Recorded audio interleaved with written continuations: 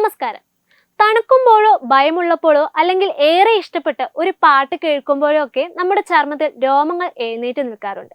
രോമാഞ്ചം എന്ന് നമ്മൾ വിളിക്കുന്ന ഈ അവസ്ഥയ്ക്ക് പിന്നിൽ ദശലക്ഷക്കണക്കിന് വർഷങ്ങളുടെ പരിണാമ ചരിത്രമുണ്ടെന്ന് നിങ്ങൾക്കറിയാമോ?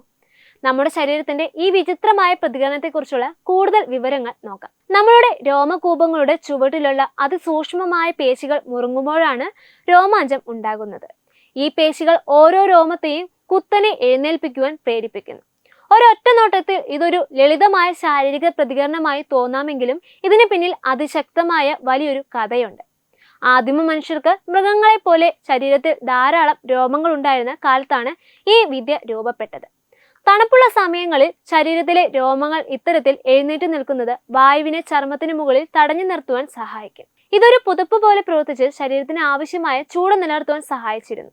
അതുപോലെ തന്നെ ഭയപ്പെടുമ്പോൾ രോമങ്ങൾ എഴുന്നേറ്റ് നിൽക്കുന്നത് ശത്രുക്കളെ മുന്നിൽ മനുഷ്യരെ കൂടുതൽ വലിപ്പമുള്ളവരാക്കാനും കരുത്തരാക്കി തോന്നിപ്പിക്കുവാനുമായിരുന്നു.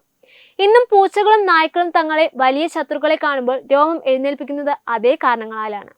ഇന്ന് മനുഷ്യ ശരീരത്തിൽ പഴയതുപോലെ കട്ടിയുള്ള രോമാവരണം ഇല്ലെങ്കിലും നമ്മുടെ നാഡീവ്യവസ്ഥ ഇന്നും ഈ പ്രതികരണം തുടർന്നു പോകുന്നുണ്ട്.